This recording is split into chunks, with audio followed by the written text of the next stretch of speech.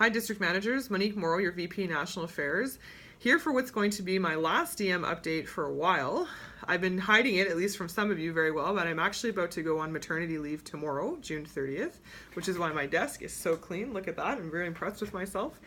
But I wanted to swing in for at least one more update to tell you about my departure and to let you know that that doesn't mean that these are going to end. Corinne Pullman, our Senior VP, National Affairs and Partnerships, as well as a few other members from our team are going to take over, giving you these updates from Ottawa.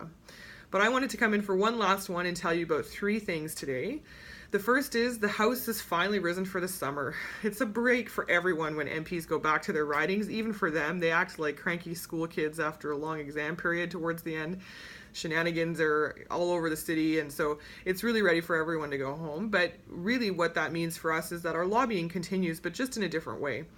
So we've asked our regional colleagues to continue to meet with key parliamentarians over the summer on two issues to make sure that they stay live and on the forefront of MPs' minds. And those are on the small business tax rate, of course, and on red tape. So stay tuned as our colleagues get a chance to meet with those MPs in their ridings and report back to us. We'll be reporting back to you about how those meetings are going and how effective our lobbying has been by getting in touch with these MPs when they're sometimes a bit more relaxed in their own ridings. The second thing I want to tell you about is that the Canadian Free Trade Agreement, our great internal trade deal, is coming to effect on July 1st, Canada Day, a fitting gift to the country. We're finally getting organized to do trade across interprovincial borders. Some examples of what this might mean: it might make it easier for businesses to do procurement bidding in other provinces if they're interested, or hire workers across provincial borders.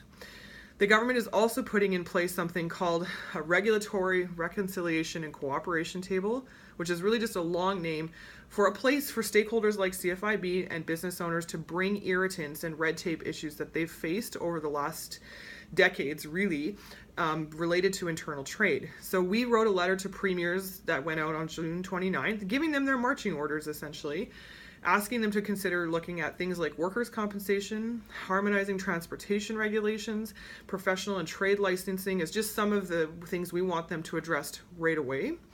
You may be wondering why alcohol is not on that list. That's because there's a separate working group for that, so stay tuned. We'll be probably writing another letter about that issue in the coming weeks as we encourage premiers to resolve making it easier to get beer and wine and spirits across borders. If you members have any issues that they're facing on red tape issues and interprovincial trade, please have them call into BR. Real life examples are the best ones that we can bring. So it's really important that that information comes to us. So please feel free to have them and call BR if they've got those kinds of issues.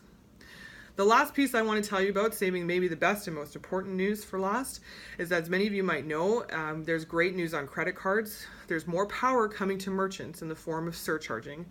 On June 14th, Visa and MasterCard announced plans to allow merchants to apply some surcharges to their credit card fees. Those of you who are veteran DMs know this is a big win for us in our long battle for credit card fairness, and we've been always calling for the industry to let merchants address some of this cost, and so we're really pleased that they're allowing it.